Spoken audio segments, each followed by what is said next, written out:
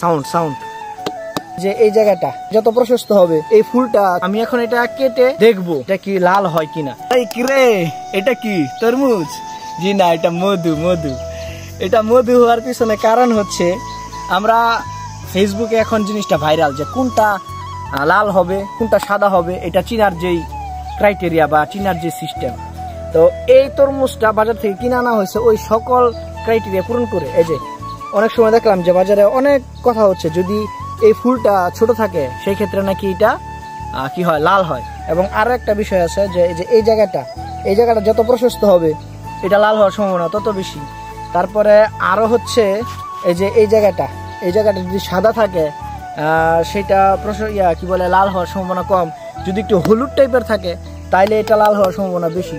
তো এই সব কিছু চিন্তা করে একটা মধু কিনে আনা হয়েছে মধু, ঠিক আছে। আমি এখন এটা কেটে কি বলে আমি দেখব যে অ্যাকচুয়ালি যে বর্ণনাগুলো আছে যে এই বিষয়গুলা এটা হইলে এটা কি লাল হয় কিনা।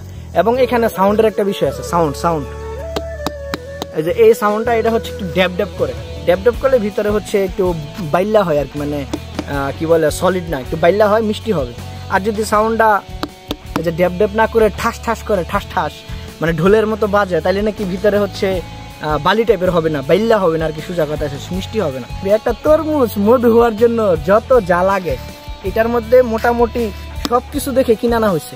সাউন্ড বাড়ি দিলেও ড্যাব তারপর হচ্ছে যে জায়গাগুলো প্রশস্ত, তারপর হচ্ছে দেখেন এর থেকে ছোট তো হওয়ার সম্ভব না, তাই না? একদম ছোট হয়ে গেছে ফুলটা। তো এখন আমরা এই ছোট্ট ছুরিটা দিয়ে অস্ত্রোপচার করবো এই মধুর উপরে, দেখবো এটা তরমুজ না মধু। তো আমার সেই মধু বিক্রেতার মতো যেখান থেকে কেটে মধুর চাক বের করার মতো নাই, কি বলে অভিজ্ঞতা নাই। সুতরাং আমি এটা ডাইরেক্ট অস্ত্রোপচার করবো, একদম পুরা সিজার করবো ডাইরেক্ট।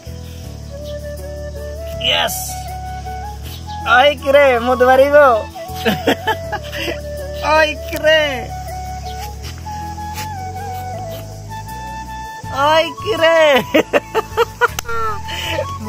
মধু বাড়ি দশ মধু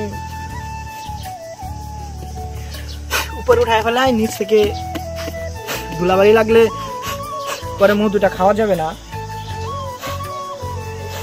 ইয়েস, দেখতে কেমন লাগতেছে ভিতরে?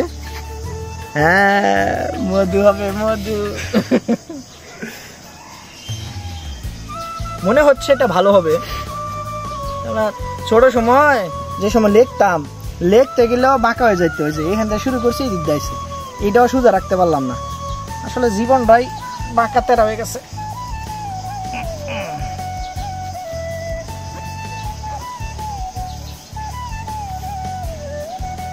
এটা ছোট চাকু দিয়ে কাটাটা টাফ।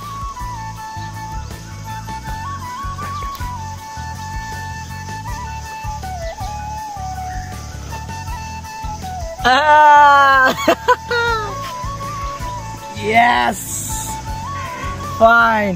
তার মানে এটা সত্য, ঠিক আছে, একদম পারফেক্ট একটা হয়েছে, কি বলে তরমুজ হয়েছে। এই যে দেখেন বাল্যা ঠিক আছে, লাল ঠিক আছে, ঘ্রাণ ঠিক আছে, খাওয়ার পরে বোঝা যাবে মিষ্টি নাকি, ঠিক আছে।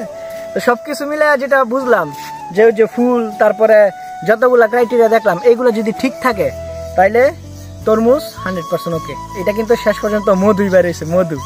আই রে মধু। তাহলে আপনারা তরমুজ কিনলে অবশ্যই এই ক্রাইটেরিয়া ফলো করে তরমুজ কিনবেন বা এই দিকগুলো দেখে তরমুজ কিনবেন, তাহলে এরকম একদম পারফেক্ট একটা তরমুজ পাবেন। এই তরমুজটা বেস্ট একটা তরমুজ আছে, বেস্ট একদম 100% সঠিক।